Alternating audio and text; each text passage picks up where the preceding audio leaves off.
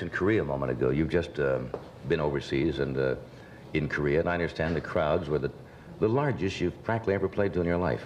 Well, they are probably the largest that anybody has ever spoken to in history, because the smallest crowd we had was 500,000.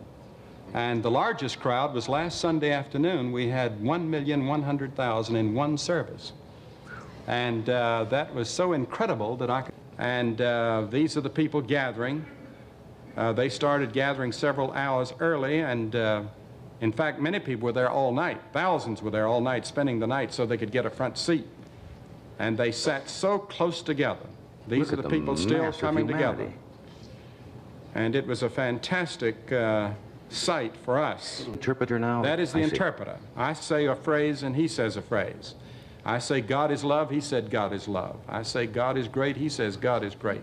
And we go 1, 2, 1, 2, that quick. And he is very fast and very good. And the people listened and they responded.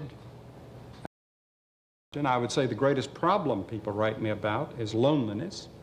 I think loneliness is probably the greatest problem in America as far as the psychological problem that people face. From both young and old? From both young and old. You can be lonely in a crowd, and psychologists have begun to call it cosmic loneliness. In other words, I can be in a party having a big time, and all of a sudden, for just a moment or two, there sweeps over me a sense of loneliness. And I personally believe this is a loneliness for God.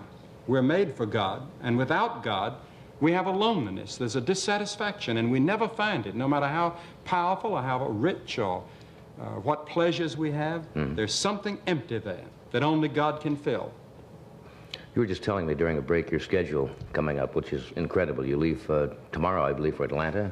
Yes, I'm going to Atlanta, and we open in Atlanta next Monday night in the Atlanta Stadium where the Falcons and the Braves play, and we'll be there for a week.